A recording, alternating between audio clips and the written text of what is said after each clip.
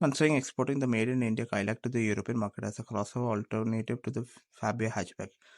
Launched here at the tail end of 2024, the Kylaq is third Skoda model to come out of Skoda Volkswagen's India 2.0 strategy and Czech car maker's smallest SUV to date.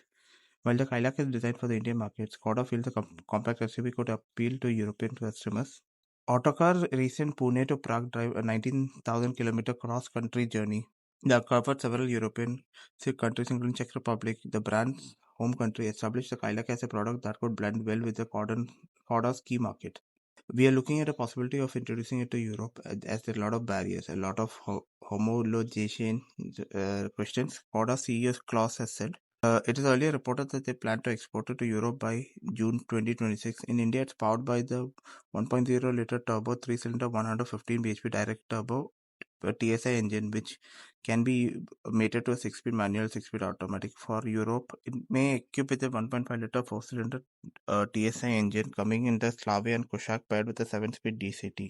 With the 1.5 TSI engine is used in Skoda's other markets, already Euro 7 compliant, making it a logical choice. But from the cost perspective, the 1.0 TSI is more attractive as a 3-cylinder motor and can be locally produced. However, the 1.0 TSI doesn't meet Euro 7 standard, and upgrading to the latest emission standard will call for significant upfront investment, which may impact overall cost of Kylaq for export.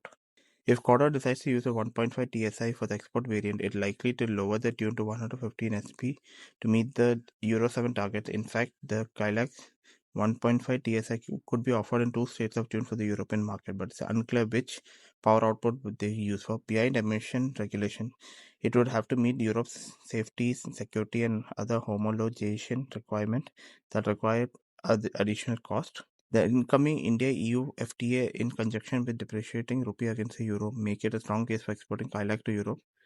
Piyush Arora, the MD of Skoda Auto Volkswagen India Private Limited, said the India-EU FTA opens a possibility for it across various business verticals, including CB imports, components, fully developed newly models for India, and exporting cars to the European market.